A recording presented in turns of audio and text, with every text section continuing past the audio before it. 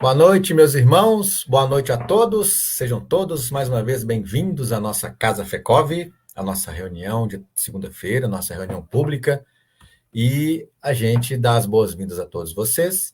E para a gente começar a nossa reunião de hoje, a gente vai estar lendo o livro Vinha de Luz, né, que é pelo nosso Emmanuel, trazido por Francisco Cândido Xavier. A lição que estamos tendo hoje é a lição de número 2. Vê como vives. É chamando 10 servos seus, deu-lhes 10 minas e disse-lhes: negociai até que eu venha. Jesus. Lucas, capítulo 19, versículo 13. Com a precisa madureza do raciocínio, compreenderá o homem que toda sua existência é um grande conjunto de negócios espirituais e que a vida em si não passa de ato religioso permanente, com vistas aos deveres divinos que nos prendem a Deus. Por enquanto, o mundo apenas exige testemunhos de fé das pessoas indicadas por detentoras de mandato essencialmente religioso. Os católicos romanos rodeiam de exigências os sacerdotes, desvirtuando-lhes o apostolado. Os protestantes, na maioria, atribuem aos ministros evangélicos as obrigações mais completas do culto. Os espiritistas reclamam de doutrinadores e médiuns as supremas demonstrações de caridade e pureza, como se a luz e a verdade da nova revelação pudessem constituir exclusivo patrimônio de alguns cérebros falíveis. Urge considerar, porém, que o testemunho cristão, no campo transitório da luta humana, é dever de todos os homens, indistintamente. Cada criatura foi chamada pela providência a determinado setor de trabalhos espirituais na Terra. O comerciante está em negócios de suprimento e de fraternidade. O administrador permanece em negócios de orientação, distribuição e responsabilidade. O servidor foi trazido a negócios de obediência e edificação. As mães e os pais terrestres foram convocados a negócios de renúncia, exemplificação e devotamento. O carpinteiro está fabricando colunas para o templo vivo do lar. O cientista vive fornecendo equações de progresso que melhorem o bem-estar do mundo. O cozinheiro trabalha para alimentar o operário e o sábio. Todos os homens vivem na obra de Deus, valendo-se dela para alcançarem um dia a grandeza divina. Usufrutuários de patrimônios que pertencem ao Pai encontram-se no campo das oportunidades presentes, negociando com os valores do Senhor. Em razão desta verdade, meu amigo, vê o que fazes e não te esqueças de subordinar teus desejos a Deus, nos negócios que por algum tempo te forem confiados no mundo. Então, meus irmãos, essa nossa lição, ela vai ficar para a nossa reflexão dessa noite. Então, a gente pede a vocês agora para que elevem seu pensamento ao Pai Maior, para que possamos estar fazendo a nossa prece de abertura. Pai de infinita bondade, espiritualidade amiga, mentores da nossa Casa Fecov, mais uma vez começamos a nossa reunião pública, onde viemos aqui mesmo virtualmente, né, estamos ao longe, buscarmos mais aprendizado, buscarmos mais esclarecimentos, buscarmos conhecimentos que tanto precisamos. Pedimos, Mestre, para que abençoe a nossa Casa Fecov, os trabalhos que estão começando neste momento, que é a evangelização dos nossos jovens e crianças, a reunião de tratamento, a nossa equipe de passe que já está trabalhando a nosso favor e abençoando também a nossa reunião pública. Pedindo também, mestre, que direcione que todos os trabalhadores da casa para que possam estar trabalhando com carinho, com amor, com dedicação, para que tudo ocorra de acordo com a sua vontade. Pedimos também, mestre, apoio para todas as nossas casas espíritas irmãs que começaram seus trabalhos também essa noite.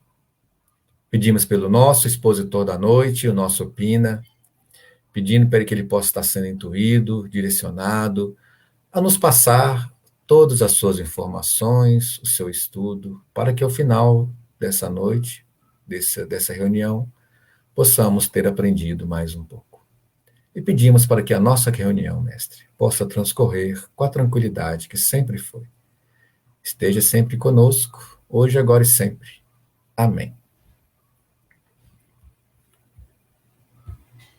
Então, meus irmãos, já estamos aqui com o nosso Pina, menino novo da nossa casa Fecov, né? Tem pouco tempo de casa, né? Boa noite, meu amado guru.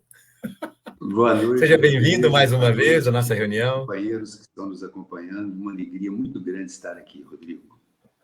Então, vou deixar a palavra com você e qualquer dúvida que você precisar de alguma coisa, estamos aqui a postos e as perguntas você depois resolve se nós passamos durante o estudo ou no final, aí fica a seu critério.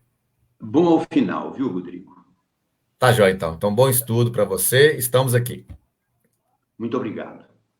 Nós queremos, inicialmente, agradecer à casa a oportunidade de nos convidar para fazer esse estudo. E já adiantamos que quem prepara o estudo, ele é muito beneficiado, porque nós vamos entrar em contato com conhecimentos que às vezes já tínhamos, mas vamos recordar, e se não tínhamos, vamos incorporar, vamos aprender, vamos incorporar ao nosso patrimônio. O tema da nossa noite hoje é um tema extremamente importante, é livre-arbítrio e obsessão. Nós vamos tomar a liberdade de mudar a ordem das palavras que compõem o tema. Então, nós vamos rebatizar o tema de obsessão e livre-arbítrio, porque a obsessão será a protagonista do nosso trabalho. Nós vamos iniciar o nosso trabalho trazendo a questão 149 do Livro dos Espíritos. O Kardec pergunta para os espíritos: que sucede à alma no instante da morte? Resposta dos espíritos: volta a ser espírito, isto é, volve ao mundo dos espíritos, donde se apartara momentaneamente. Ou seja, no momento da morte, que nós preferimos chamar de desencarnação, porque são dois fenômenos diferentes, a alma volta ao mundo dos espíritos, de onde saiu. E falando que a nossa pátria mesmo é o mundo dos espíritos. Nessa questão 149, os espíritos nos informam, e isso não é novidade, que existem o mundo corporal e o mundo espiritual. Esse conhecimento é de todas as religiões, mas a doutrina espírita, ela avança nesse conhecimento e traz para nós um panorama muito detalhado mesmo, do plano espiritual ou do mundo dos espíritos, de onde nós vivemos. O Emmanuel, o nosso benfeitor espiritual, no livro Roteiro, ele nos traz a informação que o nosso sistema Terra é constituído de 22 bilhões de espíritos. Esses espíritos vivem, ora, no mundo espiritual, quando desencarnados, ora, no mundo corporal, quando encarnados. Nós devemos ter aproximadamente 8 bilhões de espíritos encarnados contra 14 bilhões, que é 22 menos 8, né? 14 bilhões de espíritos no plano espiritual. A doutrina espírita nos ensina também que nós vivemos num mundo de provas e expiações onde o mal predomina sobre o bem. Então, se nós temos uma atmosfera espiritual com 14 bilhões de espíritos desencarnados, 8 bilhões de espíritos encarnados, a pressão que esses dois subconjuntos exercem uns sobre os outros é muito grande. E esse conhecimento que a doutrina espírita nos traz é um conhecimento muito importante, porque deve nos levar a procurar uma forma de vida firmada nos ensinamentos de Jesus. Porque se nós temos 14 bilhões de espíritos do lado de lá, espíritos atrasados, nos pressionando psiquicamente, temos 8 bilhões aqui também atrasados, pressionando psiquicamente os nossos companheiros desencarnados. Nós temos, então, uma atmosfera psíquica ou uma psicosfera do planeta muito, vamos dizer assim, muito hostil espiritualmente. E para que nós nos blindemos, para que nós tenhamos uma condição ou uma movimentação boa aqui no planeta, aqui no mundo, nós precisamos de seguir diretrizes evangelizadas, diretrizes cristãs, para que nós possamos navegar bem por aqui. Nós costumamos fazer uma analogia da nossa inclusão no sistema Terra com a internet. A internet nos liga a todos instantaneamente. Então, agora, se tiver uma pessoa no Japão, na Antártida, em qualquer lugar do planeta, ela pode estar ligada a nós neste momento. E nós também, sem que o saibamos, podemos estar ligados a bilhões de pessoas. Então, esse processo, ele se chama sintonia. Observar também que grande parte dessa pressão que nós sofremos, ela vem da nossa comunicação. Nós temos uma mídia altamente sensacionalista no mundo inteiro, tanto a mídia falada quanto a mídia escrita, a mídia televisiva, e nos pressiona com notícias, com escândalos, e isso vai realmente minando a nossa resistência espiritual se nós não estamos preparados para nos blindar com as diretrizes cristãs. Nós já falamos do fenômeno da sintonia e vamos trabalhar um pouco mais esse fenômeno. E nós estamos fazendo esse preâmbulo para depois entrar no nosso tema, que é a obsessão e o livre-arbítrio. Pois bem, o que é a sintonia? A sintonia é nós estarmos incluídos num sistema altamente amplo e, ao tempo em que nós pensamos, sentimos ou agimos, nós imediatamente nos contactamos automaticamente com pessoas que estão sentindo, pensando e agindo como nós. Esse conhecimento do fenômeno da sintonia, então, deve nos levar a buscar pensamentos, emoções, sentimentos, atitudes de boa qualidade espiritual, para que nós possamos usufruir de uma sintonia com mentes que também estão buscando essa escolha de pensamentos, emoções e atitudes elevadas. Isso, então, vai nos colocar naquele ditado, naquela premissa: diga-me com quem tu andas e eu te direi quem és. Ou, diga-me o que pensas e eu direi com quem você está se relacionando.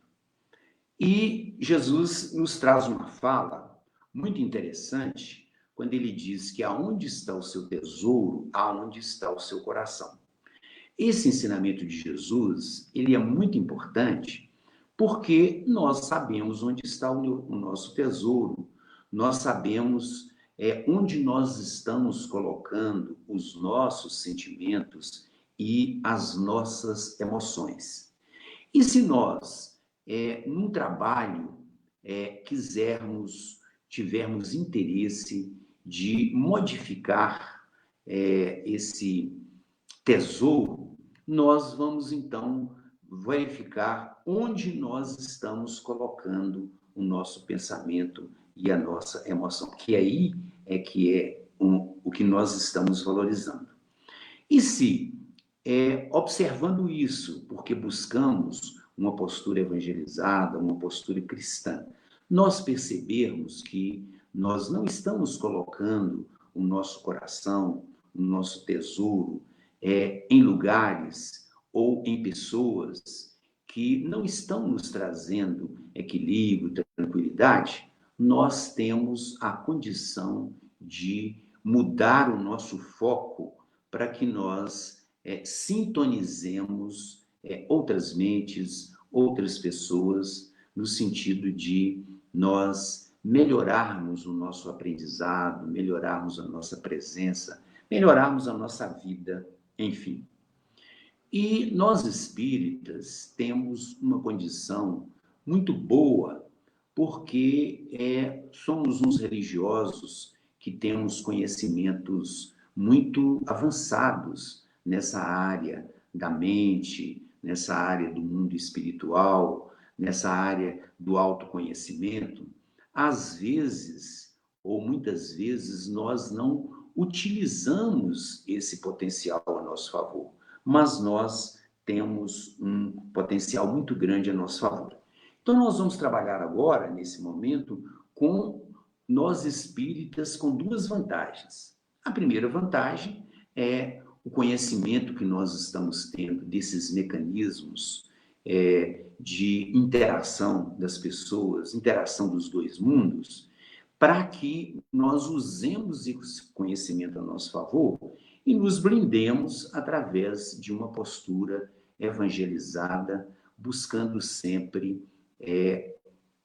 aprender e, principalmente, praticar os ensinos de Jesus. E a segunda premissa é que essa defensiva, ela vai nos levar a uma mudança de comportamento. E essa mudança de comportamento certamente vai ser muito importante para nós, porque vai elevar o nosso padrão espiritual. Nós todos temos uma tendência de nos acomodarmos com os conhecimentos, com os recursos que nós temos. E a doutrina espírita está nos convidando sempre a nós darmos o melhor em todas as situações, e as situações elas vão se modificando ao longo da vida, nos chamando sempre a melhorar o nosso recado. Então, a primeira premissa é que nós, como espíritas, conhecemos esse mecanismo, e a segunda premissa é que nós precisamos de usar esses mecanismos para nos defendermos dessa condição que nós colocamos anteriormente. Nós vamos trabalhar agora com uma fala de Jesus que está em Mateus capítulo 6, versículo 33, Jesus dizendo para nós: mas buscai primeiro o reino de Deus e a sua justiça, e todas estas coisas vos serão acrescentadas. Por que a gente trouxe isso? A gente trouxe essa fala de Jesus para nos mostrarmos a nossa fragilidade. Nós somos espíritos frágeis e esse conhecimento é muito importante para nós, porque vai nos levar a buscar sempre o fortalecimento, e esse fortalecimento é que vai progressivamente nos levando a uma melhor condição espiritual. Nós vamos buscar aqui, no Livro dos Espíritos, na questão 459, o Kardec perguntando para os espíritos. Vejam bem que interessante essa pergunta do Kardec. Influem os espíritos em nossos pensamentos e em nossos atos? E os espíritos respondem: muito mais do que imaginais. Influem a tal ponto que de ordinário são eles que vos dirigem. Olhem bem esse conhecimento que a doutrina está trazendo para nós. Nós somos dirigidos pelos espíritos. Aí vocês vão perguntar assim: Pina, explica esse negócio aí. Nós dirigidos pelos espíritos e o nosso livre-arbítrio. Aí nós vamos refletir que as escolhas nós é que fazemos.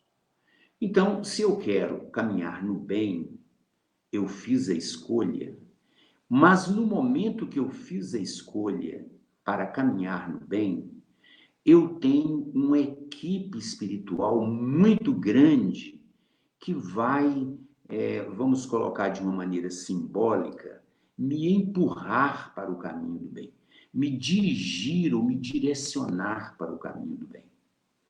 E ao contrário, se eu faço uma escolha pelo caminho do mal, observem bem, eu faço a escolha, os espíritos que estão sintonizados comigo, que estão se comprazem com o mal, tal qual eu estou me comprazendo ao fazer essa escolha, esses espíritos vão me direcionar, vão me dirigir, vão me encaminhar para o mal.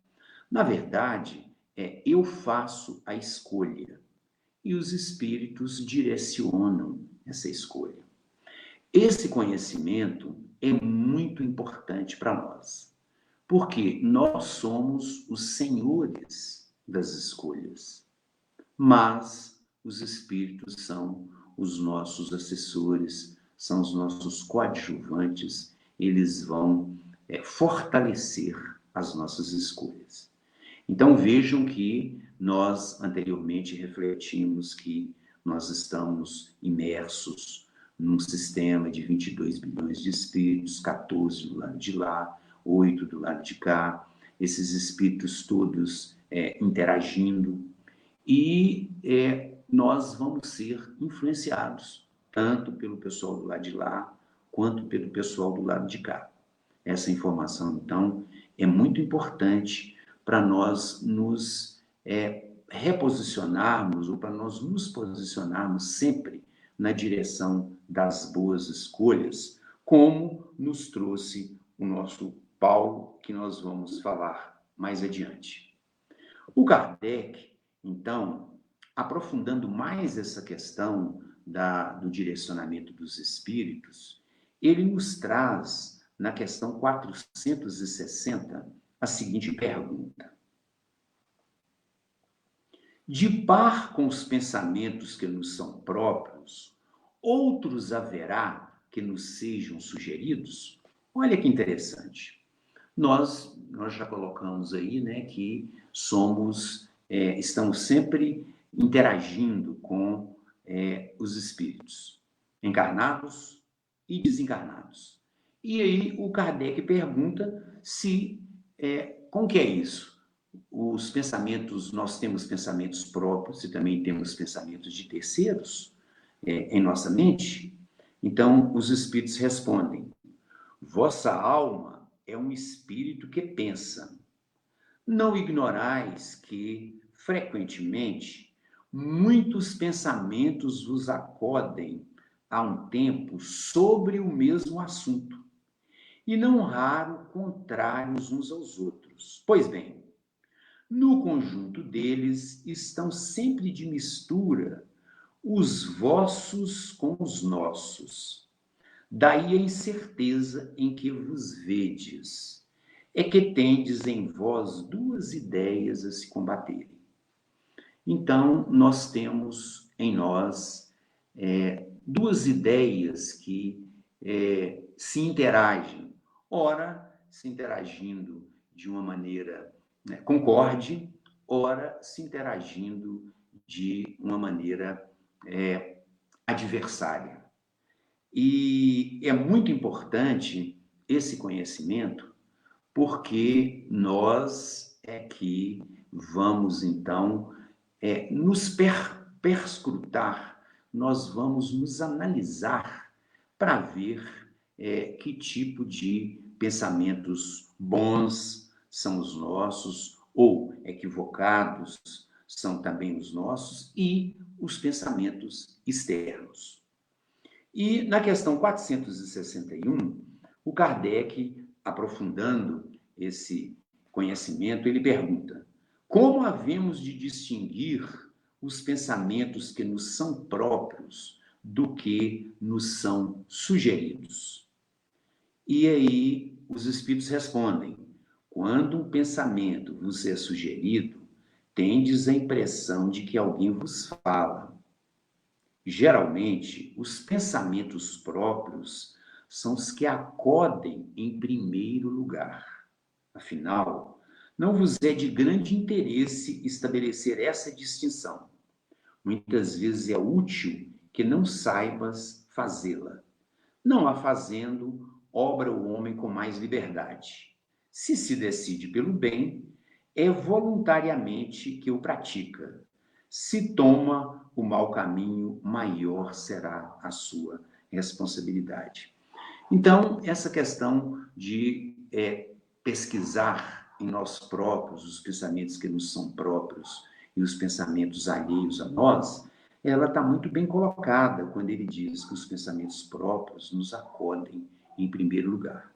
E os outros certamente nos acodem quando nós estamos em processos reflexivos, quando nós estamos em processos de meditação, porque ao fazer isso, nós colocamos a mente num estado de mais receptividade, e aí é muito certo que nós vamos ouvir como se fossem vozes dentro de nós. E dependendo dos nossos pensamentos, emoções e sentimentos de momentos, nós vamos saber se nós estamos bem assessorados ou se nós estamos mal assessorados. E há uns 5 ou 6 carnavais, nós ouvimos no Abrigo de Jesus, um palestrante no seminário, dizer algo que dá uma ilustração assim muito clara desse processo. Então, o palestrante dizia: não podemos impedir que um pássaro pouse em nossa cabeça, mas nós devemos impedir que ele faça ninho. E há pouco, no grupo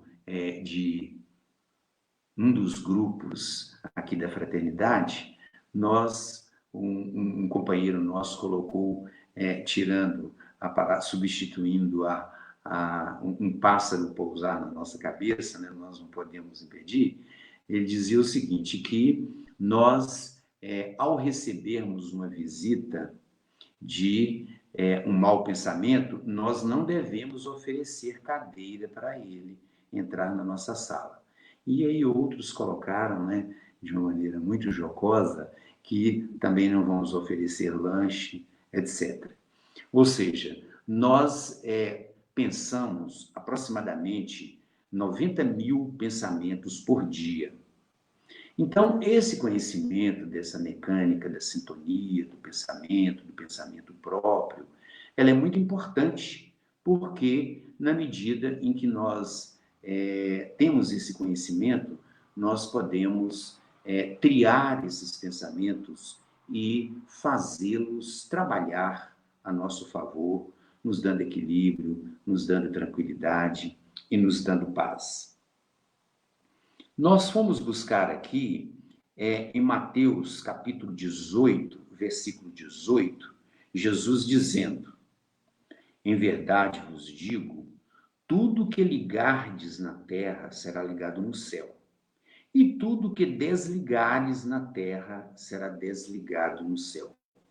Achamos essa fala de Jesus maravilhosa dentro desse contexto do que nós estamos falando, da obsessão, porque a primeira reflexão que essa fala de Jesus nos trouxe a propósito do nosso estudo é que nós devemos nos reconciliar com os nossos adversários.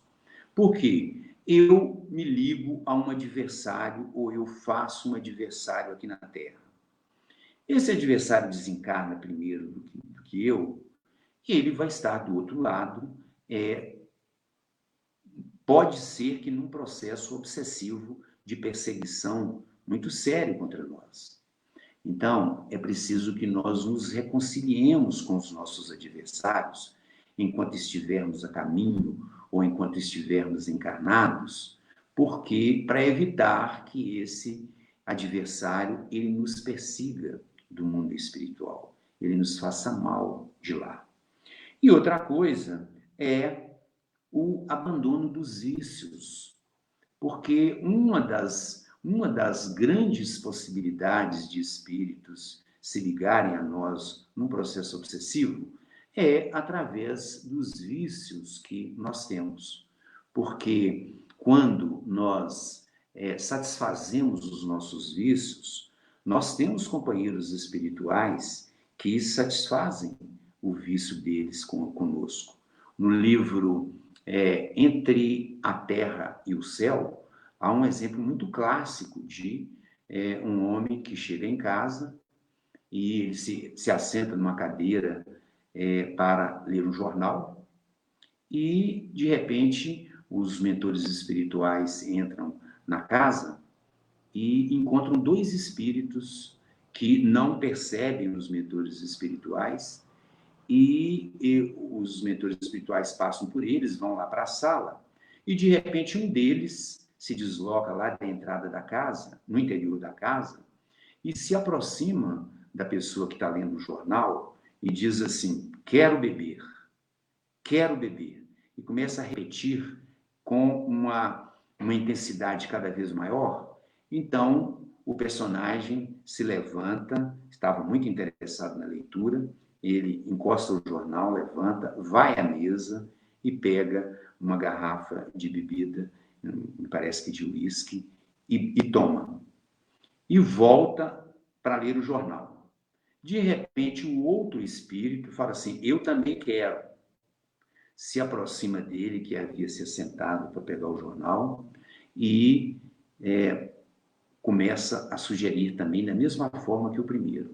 Ele então se levanta, vai lá e bebe, e nesse momento o espírito, o perispírito do espírito desencarnado se justapõe ao perispírito do encarnado e se satisfaz com aquela talagada do encarnado.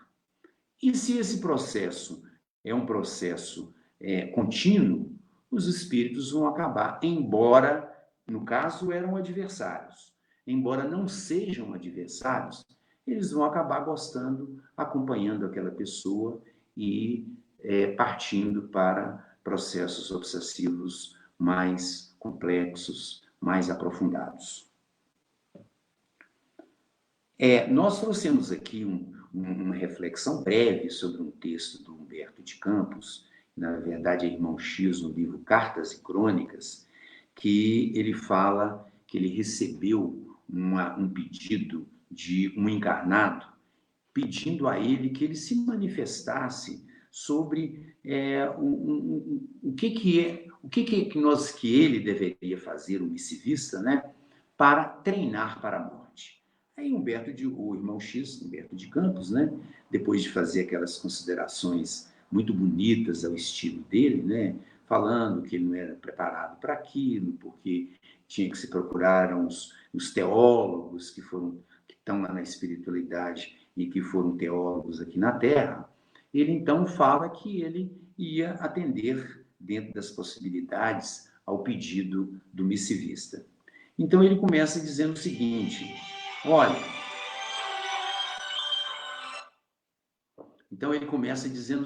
olha, a primeira coisa é que nós temos que moderar o nosso consumo de carne, porque o nosso estômago, sendo um cemitério de corpos mortos, quando nós chegarmos lá no plano espiritual, aquela picanha que nos atraía tanto, aquele lombo, vai nos causar a falta dele muito sofrimento.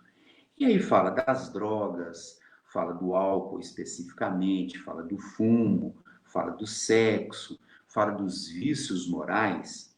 E esses vícios, eles são grande atrativo para obsessores ou candidatos a obsessores. E nós, então, devemos estar muito, muito atentos para irmos procurando viver no mundo sem ser do mundo. Agora, é claro que nós não vamos abandonar, por conta disso, o hábito do consumo da carne, o hábito da bebida, das drogas. O ideal é tolerância zero, né? Para que nós, ao chegarmos lá em cima, nós não estarmos ligados a situações que nos atraíam ou que nos acorrentavam aqui na Terra. Dito isso, nós vamos agora passar para o tema da nossa noite, depois de todo esse preâmbulo, né? Para nós entendermos bem o que é obsessão. Então, espíritos inferiores influenciando maleficamente os encarnados. Essa que é a definição simples e clara do processo objetivo, do processo obsessivo. Espíritos inferiores influenciando maleficamente os espíritos encarnados. A obsessão, ela pode ser direta ou indireta. Direta, quando o espírito, ele obsidia a pessoa. E indiretamente, quando ele, querendo atingir a pessoa, ele obsidia terceiros ligados à pessoa. É uma enfermidade, resultado de uma imperfeição moral nossa, e ela como foi colocado anteriormente, ela é uma pandemia, ela graça em todo o planeta, independente de condições socioeconômicas, de escolhas que nós fazemos, ela é uma dificuldade ou uma pandemia muito grave que assola a humanidade. Essa pandemia, ela não é como, por exemplo, a pandemia do corona, que nós sabemos que existe um vírus e também sabemos a forma de combatê-lo de uma forma coletiva. Aqui na Terra, a pandemia, ela é de difícil combate, porque nós vivemos um planeta que, nesse momento evolutivo, é um planeta voltado para o materialismo e onde o mal predomina sobre o bem. O Kardec classifica as obsessões em simples, que é a ação eventual dos espíritos sobre os encarnados, ação eventual. Espíritos sem real expressão de maldade. Não há antagonismo entre obsessor e obsidiado. Ainda assim, a prudência aconselha a moderação nos prognósticos de cura, imediata, pois o encarnado poderá acomodar o hóspede por período dilatado, aquilo que nós dissemos a respeito do vício. O espírito pode gostar do jogo e ficar conosco mais tempo do que o que seria uma obsessão simples. A fascinação. Então, nós dissemos da obsessão simples, agora da fascinação. É a segunda. Influência sutil e pertinaz, traiçoeira e quase imperceptível exercida por espíritos vingativos. Obsessor excita a vaidade e o orgulho da vítima. Vejam bem isso aqui que os nossos mentores encarnados e desencarnados nos trazem. Premeditam ações e agem com inteligência. E Esse agir com inteligência significa que eles agem também em equipe, com funções definidas e tal. E depois tem a subjugação, que é domínio moral do desencarnado sobre o encarnado, controlando-lhe a vontade e levando-o a completa perturbação. E quando a subjugação ela avança, parte-se para a possessão, que é o espírito controlar, tanto moralmente quanto fisicamente, o obsidiado. E nós trouxemos também aqui para falar sobre a autoobsessão. Eu, inimigo de mim, querendo me fazer sofrer.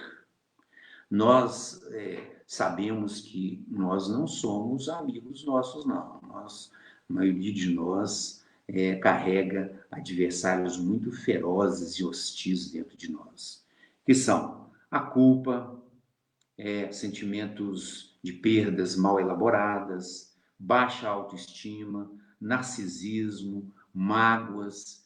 Tudo isso nos leva a uma condição de ficarmos monoideisticamente ligados a esses fatores desagregadores, e nós, então, entramos num processo de autoobsessão, e ao entrarmos nesse processo de autoobsessão, nós sinalizamos para o mundo espiritual o nosso desalinhamento, a nossa desarmonia, e então atraímos espíritos que vão aprofundar o nosso processo obsessivo. De uma autoobsessão, nós vamos fazer as duas agora, autoobsessão e obsessão.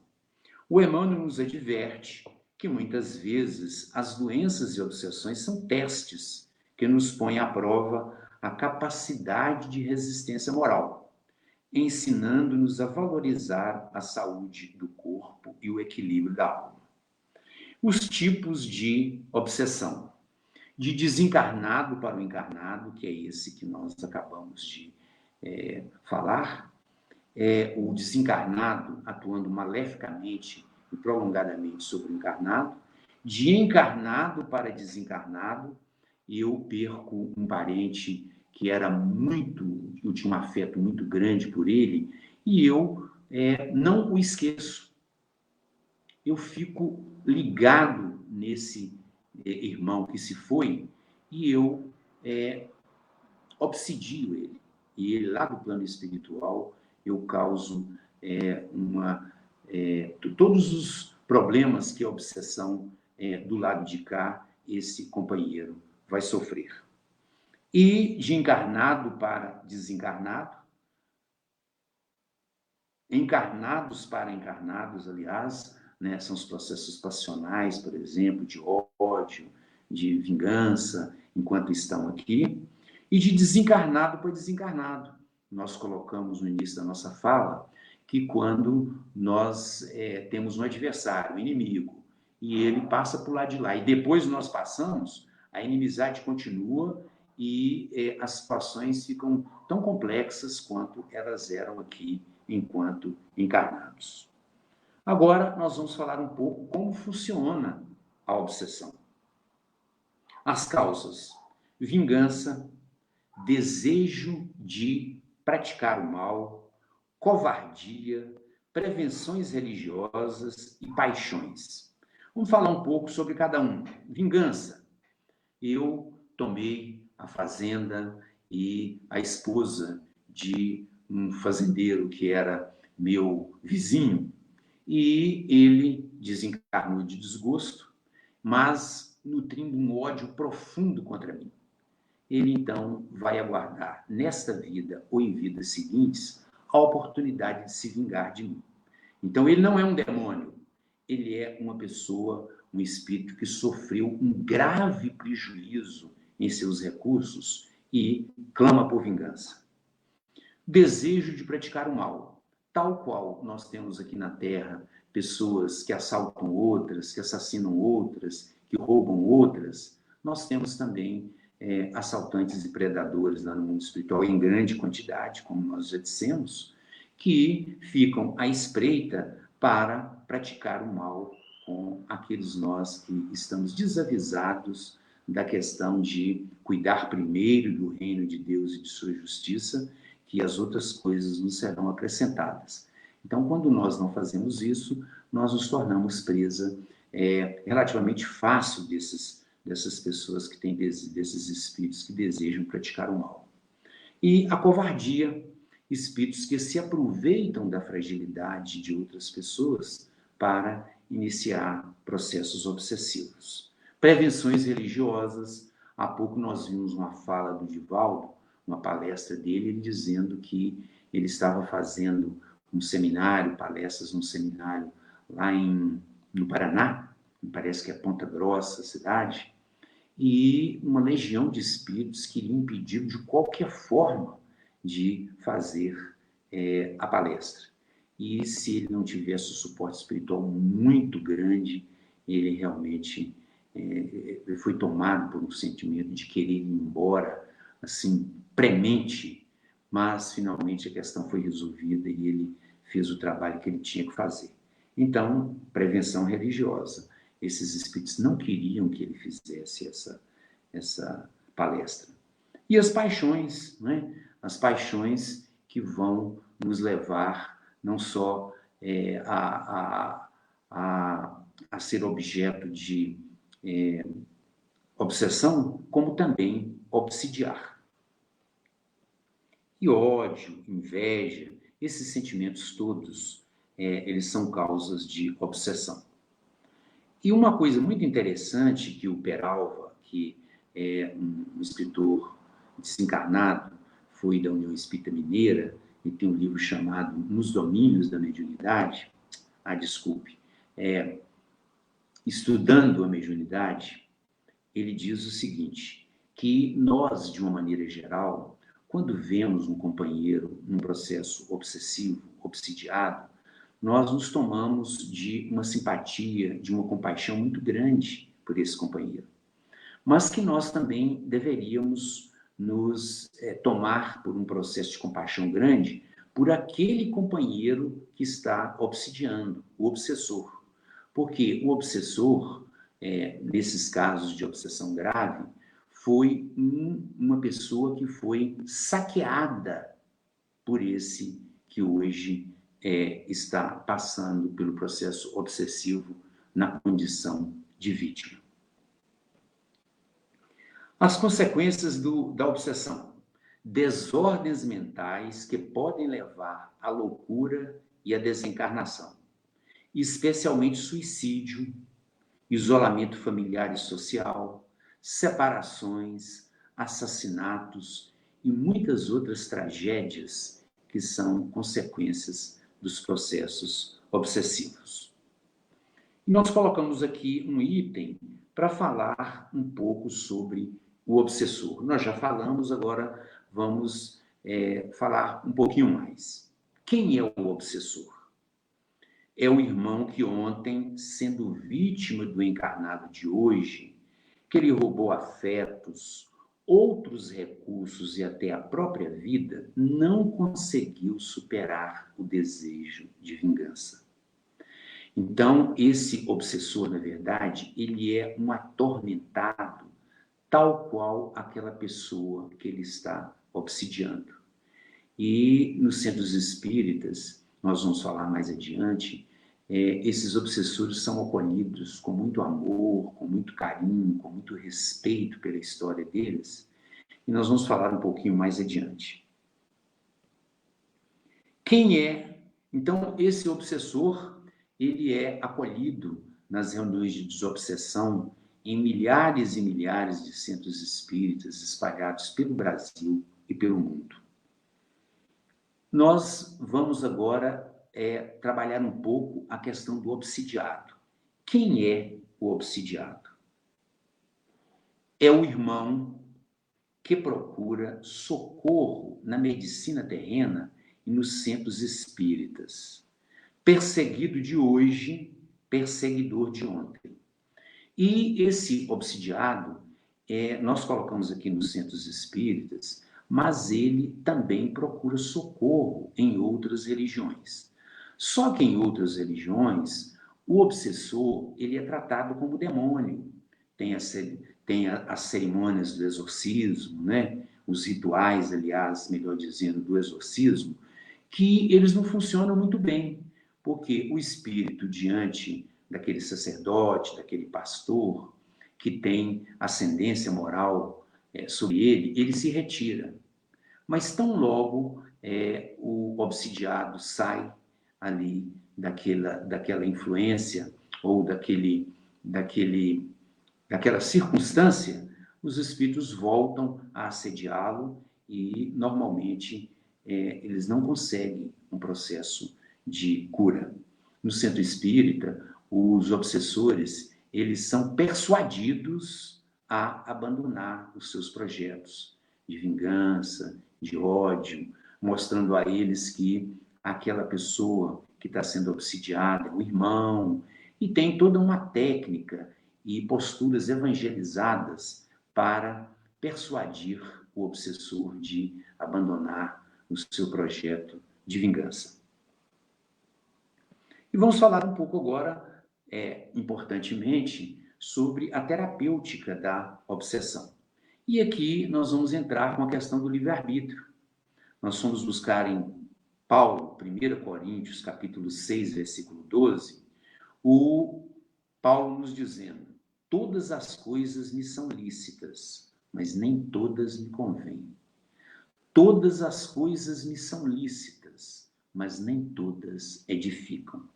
É preciso, então, que nós tenhamos muito cuidado no processo das nossas escolhas. Não só relativamente a essa questão da obsessão, mas a questão da nossa vida como um todo. E qual que seria a terapêutica da obsessão? Quais seriam os recursos disponíveis? Então, nós listamos aqui: vigilância dos pensamentos, sentimentos e emoções, direcionando-os para o lado positivo. E esse é um esforço intransferível da parte do obsidiado. É ele que tem que fazer. Não é o pai, não é a mãe, não é o irmão, não é o cônjuge. Esse esforço é dele. Então, é preciso que ele modifique o seu pensar, o seu sentir, a sua atuação. E, reiterando essa necessidade, nós trazemos aqui a fala de que quando nós mudamos, tudo muda. A prática do bem, trabalho voluntário, musicoterapia, artes manuais, estudos em grupo, artesanato, aulas de evangelização, para que a mente do obsidiado ela se foque em tarefas do bem e ele, então, recomponha aqueles mecanismos cerebrais, aqueles mecanismos psíquicos que foram desarranjados pela obsessão. Prece e cultivo da fé, autoconhecimento, extremamente importante na terapêutica da desobsessão e de todas as questões, de todos os males psíquicos, né? Está lá na questão 919 e 919A do Livro dos Espíritos. Nós recomendamos que vocês busquem essa questão e lembramos a vocês, ou informamos a vocês, que tem um site chamado Biblioteca Virtual Espírita, é www.bvespirita.com.br, que tem todas as obras da codificação gratuitamente, tem todas as obras do Chico e dos autores clássicos do Espiritismo.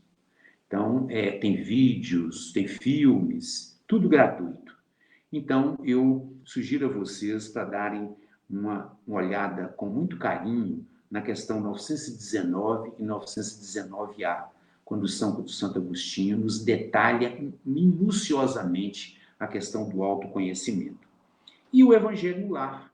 O Evangelho no Lar é uma prática espírita que proporciona à família uma condição de limpeza do ambiente espiritual do lar.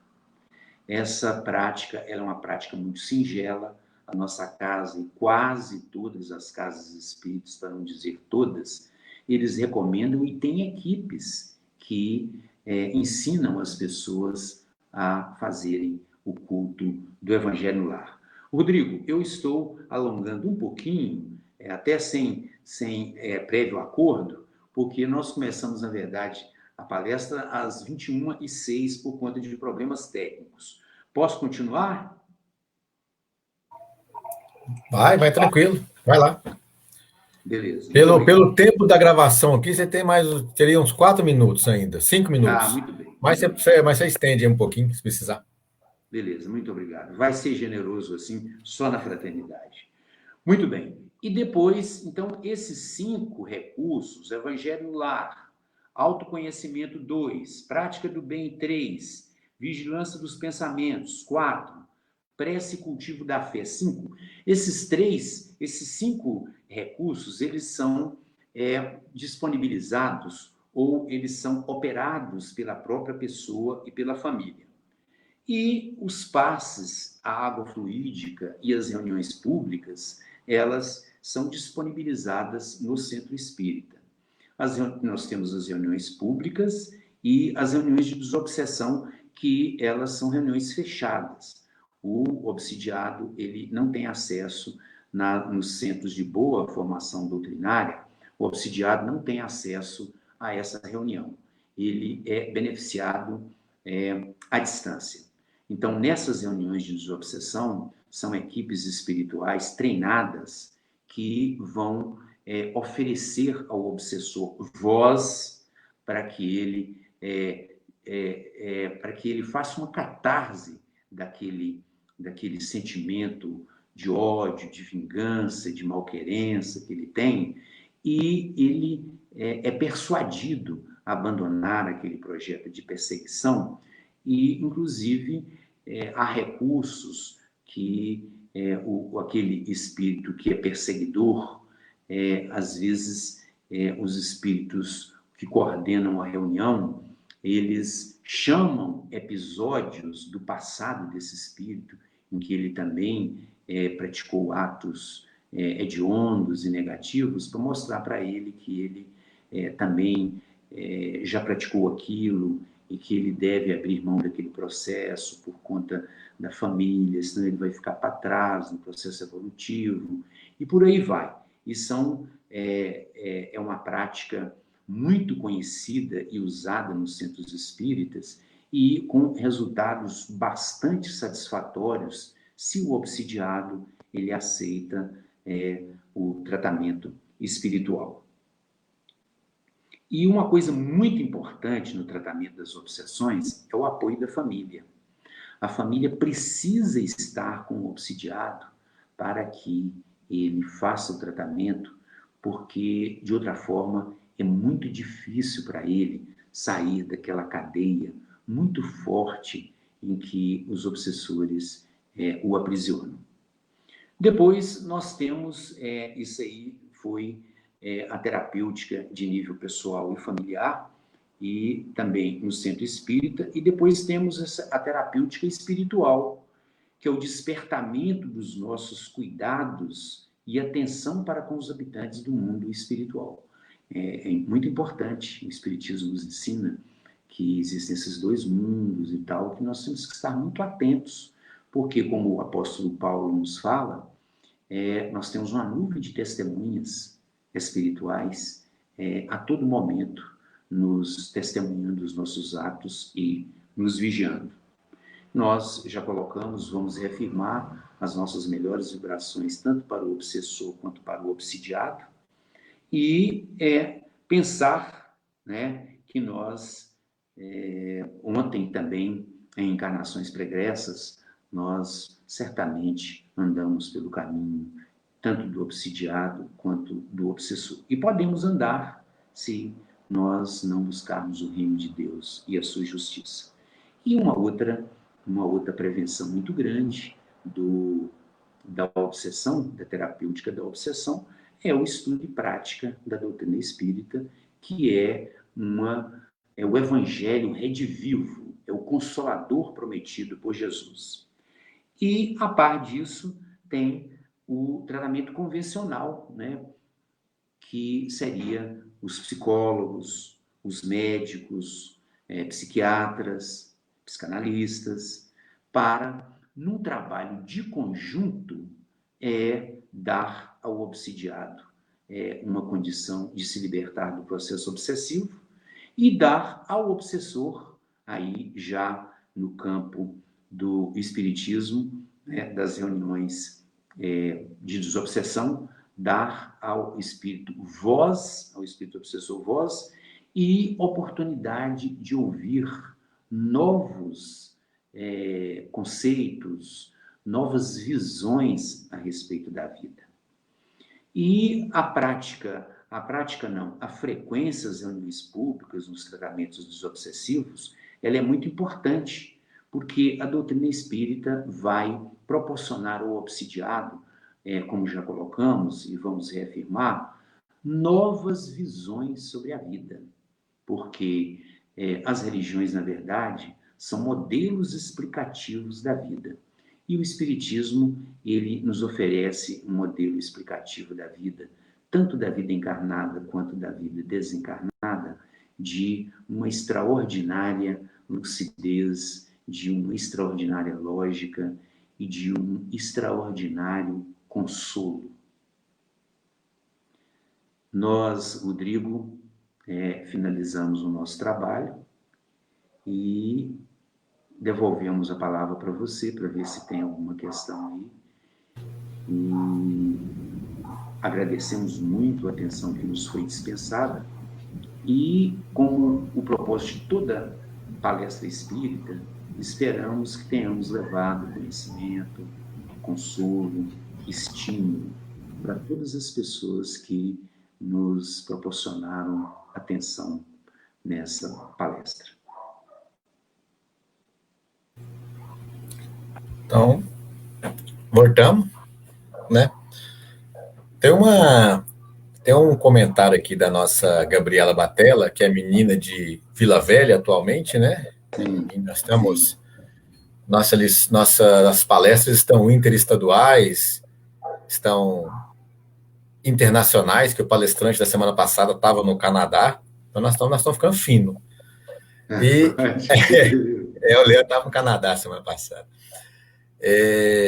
A Gabi fala assim para nós: Ei, Pina, estou no momento passando por crise de ansiedade e muitas das vezes tenho reparado que é de fundo mediúnico.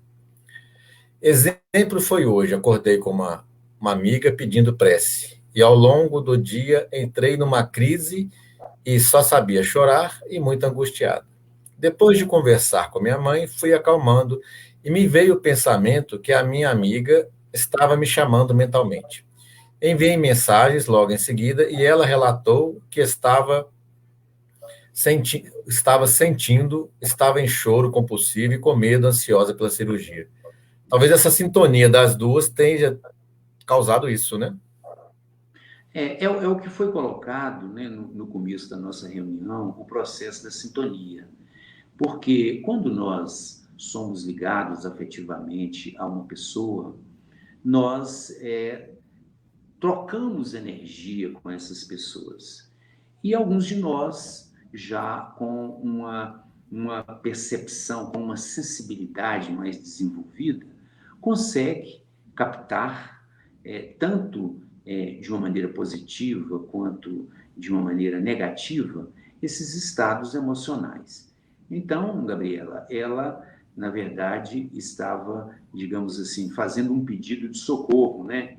Para você percebeu o pedido e, em situações semelhantes, orar, pedir a Deus pelas pessoas, né, que estão nessa condição, mas ficar sempre numa postura de, vamos dizer assim, de distanciamento para ajudar a pessoa. Porque se eu vou salvar uma pessoa que está afogando, eu preciso de saber nadar. Porque se eu não souber nadar, eu vou falecer junto com essa pessoa. Então, quando nós tivermos esses pedidos ou articulados ou através de situações como essa, nós temos que pedir a Deus pela pessoa e orar, né? Pedir a Deus por nós, para que nós fiquemos numa condição de blindagem espiritual. Isso aí. Lembrando que, igual que você falou, né? Paulo falou com a gente, né? Da questão do livre-arbítrio, né? A gente também tem aquela fala que a gente costuma comentar também, né? Que o plantio é livre, né? E a colheita é certa. Então, dependendo do que eu vou plantar, das minhas sintonias, do que eu estou fazendo, eu vou atrair coisas boas ou coisas ruins para o meu lado, né? Então, a gente tem que ter esse pensamento sempre, tentar, não que a gente consiga fazer 100% isso durante o dia, que ainda nós não conseguimos, mas o máximo que a gente consiga elevar o nosso pensamento sempre, com certeza, coisas boas estarão sempre vindo para o nosso lado. Então, é isso aí, gente. Então, nós agradecemos mais uma vez ao nosso Pina, que com carinho e amor de sempre, com a nossa Casa Fecov, veio de tão bom grado, né? Trazer esse estudo para a gente, trazer esse conhecimento todo adquirido durante anos de doutrina, né? Que compartilhou com a gente. Foi muito bom. A gente agradece, Pina, mais uma vez, a sua presença e os teus ensinamentos. Nós que agradecemos, viu, Rodrigo? E uma boa noite a todos e que Jesus os acompanhe. Amém. Amém. Então, gente, a gente vai também agradecer a vocês pela paciência de sempre, pela presença, né? Que sem vocês nossa reunião não seria completa, porque a gente sabe que os amigos desencarnados estão todos aí com a gente toda semana, mas com vocês também fica tudo completo. Então a gente vai pedir a vocês mais uma vez para levar o pensamento ao nosso Pai Maior, para que possamos fazer mais uma prece. Mestre amado Jesus, Pai de infinita bondade, espiritualidade amiga, mais uma vez agradecemos pelo estudo da noite, pelo aprendizado que tivemos, pelo esclarecimento que tivemos. Com certeza, mestre, iremos tentar compreender esse estudo para que possamos, passo a passo, colocarmos em prática, principalmente a questão das nossas vibrações, das nossas sintonias e também do nosso livre-arbítrio, porque sabemos que somos responsáveis pelas nossas ações, pelos nossos pensamentos. Então, quando conseguimos melhorar essa parte, com certeza estamos nos melhorando e melhorando também aqueles irmãos que estão em nossa volta. Vamos agradecer, mestre, pelo apoio que a nossa Casa Fecov teve durante os trabalhos dessa noite. Agradecer também pelas nossas casas espíritas irmãs, pelo apoio que elas também receberam nos seus trabalhos dessa noite. E gostaríamos de pedir, mestre amado, pelo nosso Pina, que com tanto carinho, com tanta presteza, fez esse estudo para a gente com carinho, com amor, veio trazer as informações que foram de suma importância para nós. Pedindo, mestre, que ele continue se fortalecendo cada vez mais e que eu possa continuar esse trabalho que já faço com tanto carinho e amor na divulgação do teu evangelho, dos teus ensinamentos. Pedimos também, mestre, que abençoe a nossa semana para que ela possa transcorrer com bastante tranquilidade. Esteja sempre conosco, mestre amado, hoje, agora e sempre. Amém. Então, meus irmãos, a gente agradece mais uma vez, agradece ao Pina, e tenham todos uma ótima semana, que segunda-feira que vem, com certeza, estaremos aqui nesse mesmo bate-horário e nesse mesmo bate-canal para poder estarmos juntos novamente. Ó, beijo grande no coração de todo mundo e até semana que vem.